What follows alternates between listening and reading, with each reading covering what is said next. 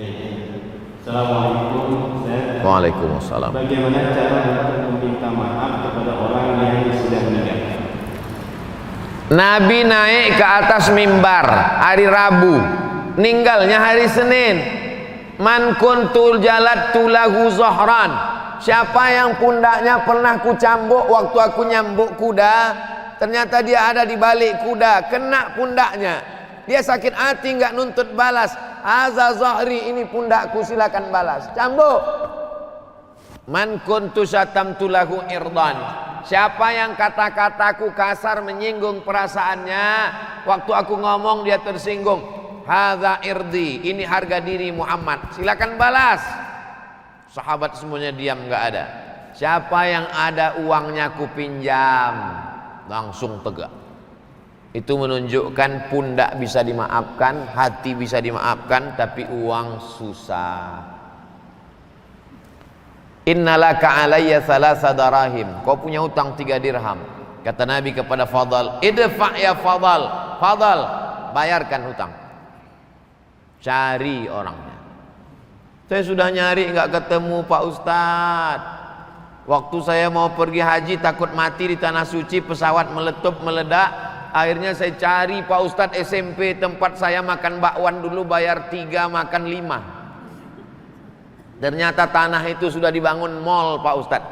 Cari sampai ketemu. Kalau nggak ada juga, hitung berapa angka bakwan. Kau makan bakwannya berapa kali? Libur cuma tanggal merah aja Pak Ustadz. Kau hitunglah berapa harga bakwan itu tahun 80. Jangan tahun 80 1000, sekarang bayar 1000 juga. Inflasi, tak sama nilainya. Hitung menurut harga emas, maka serahkan untuk umat, karena umat ini satu. Hadhihi ummatukum ummatan wahidah. Kalau ada ahli warisnya bayarkan, kalau tak ada ahli warisnya serahkan kepada lembaga yang dinikmati masalih ammah, kepentingan umat orang banyak. Bisa serahkan ke yayasan Masjid Jami Al-Azhar. Kalau bingung tak tahu mau ditransfer kemana, nanti akan dibelikan untuk air sedekah. Jadi setiap 10 menit sekali ada iklannya. Air Masjid Jami Al-Azhar. Nanti untuk kepentingan umat, ada orang puasa Senin Kamis, puasa Ayyamul Bait, puasa Ramadan, supaya dinikmati orang banyak. Adapun dosa yang terkait dengan perasaan, saya nggak ada utang Pak Ustaz. Terus apa dosamu? Dulu saya janjikan harus menikah dengan dia, ternyata ada yang lebih cantik Pak Ustaz. Maka tentang masalah itu mintalah kepada Allah. Ya Allah, aku ada silap dan salah dengan salah satu dari hambamu. Aku merasa sampai hari ini berdosa. Allahumma ighfir lahu warhamhu wa'afihi wa'fu anhu. Kalau kau sanggup bacakan Yasin, khatamkan Quran, bacakan Al-Fatihah sebagaimana sudah kita belajari tadi, baik. Ampunkan dosanya, ampunkan dosaku kepadanya. Selesailah usaha kita. La yukallifullahu nafsan illa wus'aha. Kita tidak dituntut lebih dari kemampuan kita. Wallahu a'lam bishawab. Bila salat jenazah dilakukan di masjid setelah salat fardu, mana yang didahulukan, salat ba'diyah apa salat jenazah?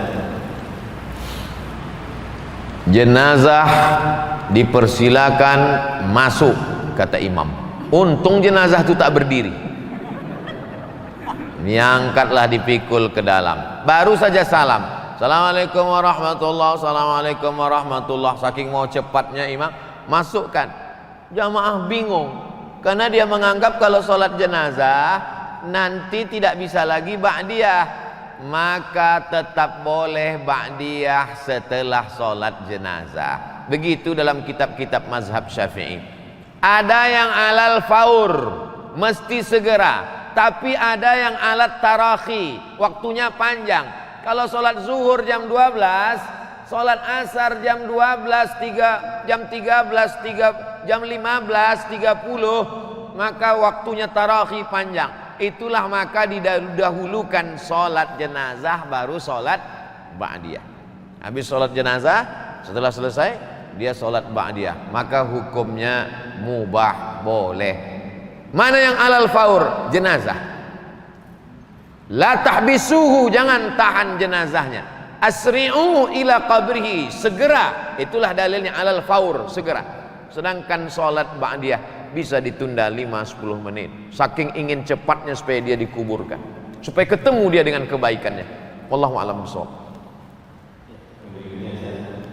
Assalamualaikum warahmatullahi wabarakatuh. Waalaikumsalam. Di halaman 219 ada pelapak kurma. Pelapak kurma tidak ada. Boleh diganti bunga atau bagaimana kalau diganti dengan bunga? Di halaman 220 biasanya keluarga tidak ikut padahal dimakan untuk memohon ampun atau pertanyaan. Tapi mungkin yang pertanyaan pertama ini. Jadi pelapak kurma di hadis saja boleh nggak diganti dengan bunga? Innamal khamru khamar wal maisir judi wal ansab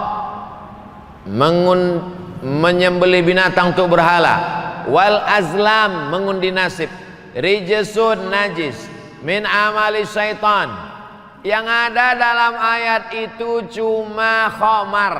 Khamar itu anggur diperas, dimasukkan ke botol, disimpan seminggu. Setelah melewati proses fermentasi, muncul zat baru namanya alkohol. Bukan bahasa Arab. Alkohol ini yang disebut dengan khamar. Khamar diambil dari kata khimar. Jadi kalau ada orang yang nakal tapi pernah ngaji, dia pakai sabu-sabu. Pas dipakai sabu ditangkap sama polisi, dibawa ulama. Kenapa kau pakai sabu? Tunjukkan dalilnya dalam Quran dan Sunnah.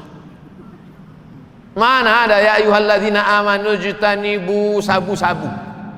Nggak ada. Lalu dari mana dasar pengharaman sabu-sabu? Qiyas.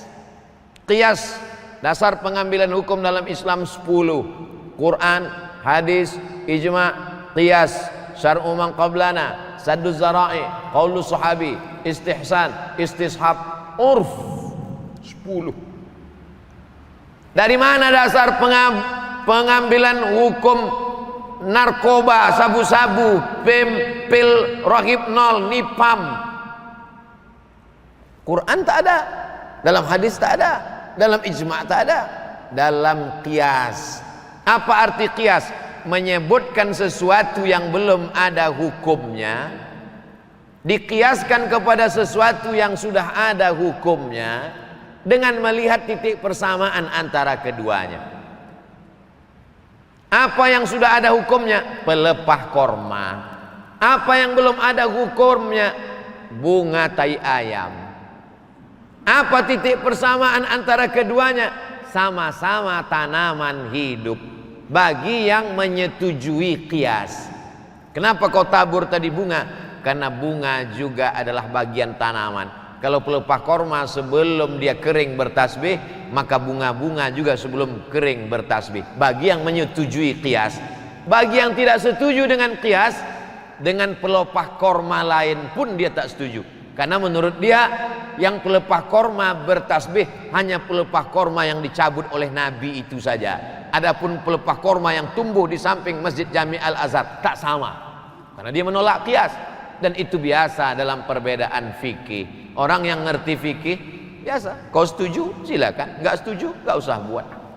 Wallahu a'lam.